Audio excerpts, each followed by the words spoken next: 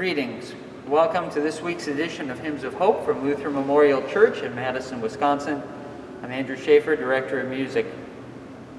Today we're going to be talking about a very familiar hymn. I know it's embedded in the culture of this particular congregation, and that is Praise to the Lord the Almighty.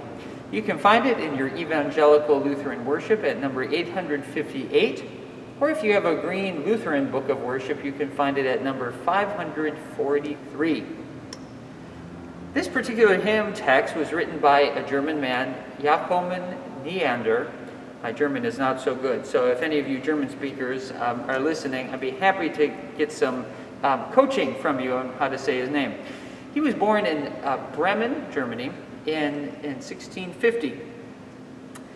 He did not grow up in the church. In fact, one of his friends, his contemporaries, said he lived a lusty, immoral life. I guess if he were alive today, he'd have a reality television show. Anyway, he and some of his friends went to a church service and had a conversion experience at this church service, and he became a pastor and devoted his life to Christianity. He became heavily invested in the Pietist movement that was afoot in Germany, and soon became a Calvinist. And he taught, he was actually the dean at the Latin school in Dusseldorf, which was a Calvinist German Reformed institution. During his time at the Latin school, he penned 60 hymns, of course the most famous of which is Praise to the Lord the Almighty.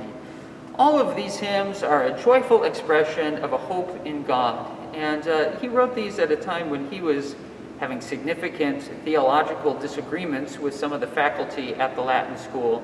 So he was under a considerable amount of stress, and so we are thankful that he was able to find the good in his situation and pen these, again, great hymns of hope.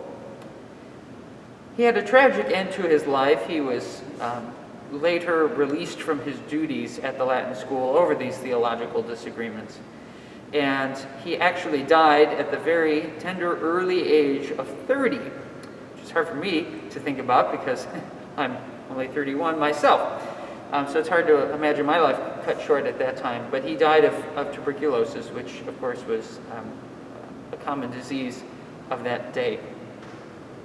Again, I said this is arguably his most beloved hymn, and I don't know of a single major mainline hymnal that has excluded it, probably since the 19th century at the very least. The setting I'm going to play for you today is by a favorite composer of mine. You've been hearing him a lot lately, Dr. Paul Manz, who was cantor at Mount Olive Lutheran Church in Minneapolis for many years, and I knew him when he was cantor at the Evangelical Lutheran Church of St. Luke in Chicago. Wonderful 20th century Lutheran composer here in America. So I hope you enjoy this joyful expression of this joyful hymn, Praise to the Lord the Almighty.